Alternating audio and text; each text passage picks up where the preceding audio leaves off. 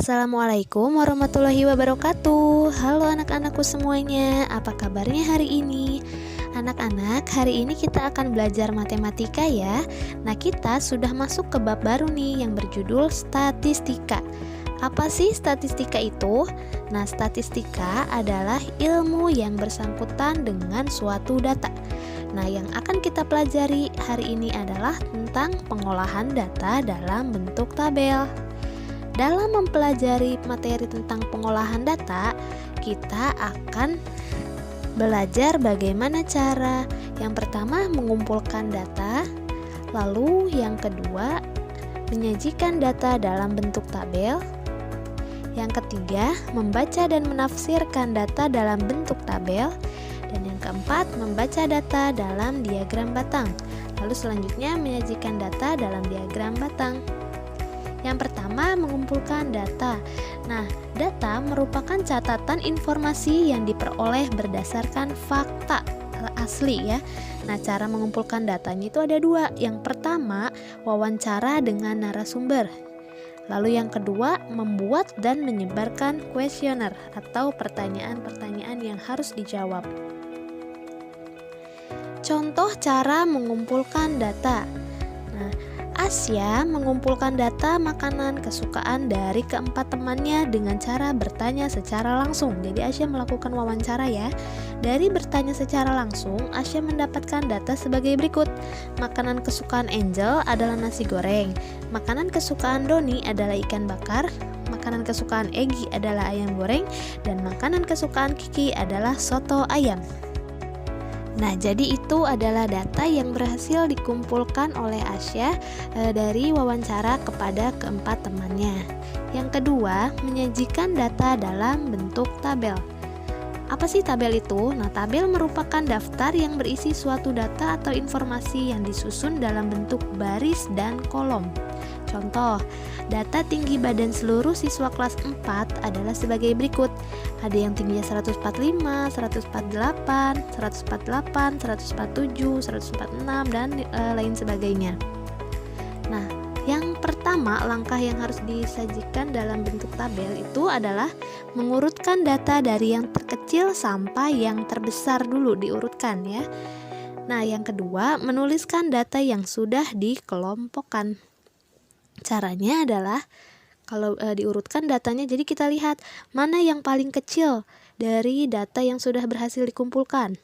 Ada 145 ya, 145 ini paling kecil dan paling besar adalah 148. Kita hitung 145 ada berapa orang? 1, 2, 3, 4.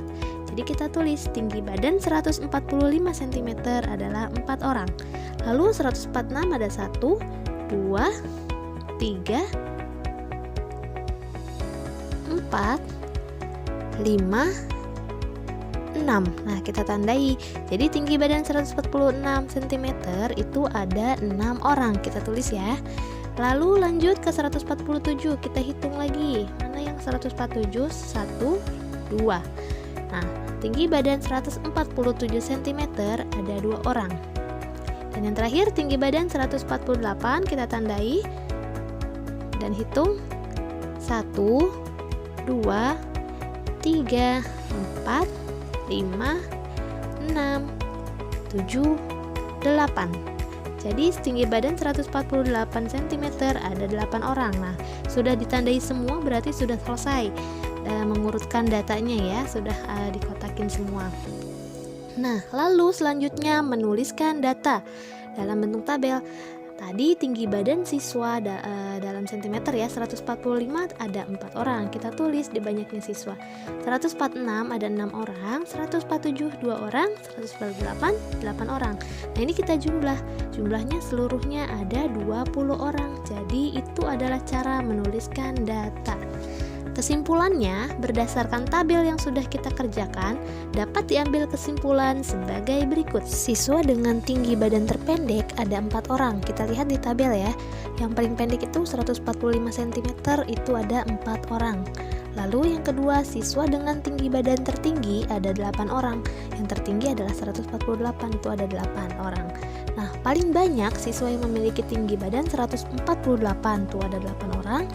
Dan yang paling sedikit siswa yang memiliki tinggi badan 147 cm ya, yang 147 cm hanya 2 orang. Anak-anak, tugas hari ini adalah yang harus kalian kerjakan ya, dan dikirimkan adalah ini tugasnya, latihan soal. Soal yang pertama, diketahui berat badan 20 siswa sebagai berikut. Nah, itu sudah ada datanya ya. Buatlah data di atas dalam bentuk tabel. Jadi jangan lupa diurutkan dulu dari yang terendah sampai yang tertinggi. Nomor 2, di bawah ini adalah data nilai matematika kelas 4. Ada beberapa nilai di situ. Kalian lengkapi tabel di samping menggunakan data di atas. Jadi sudah ada beberapa yang sudah diisi. Nah, kalian tulis yang masih kosong ya, atau yang titik-titik dengan data yang sesuai dengan soalnya. Baiklah anak-anak, sekian video pembelajaran kali ini.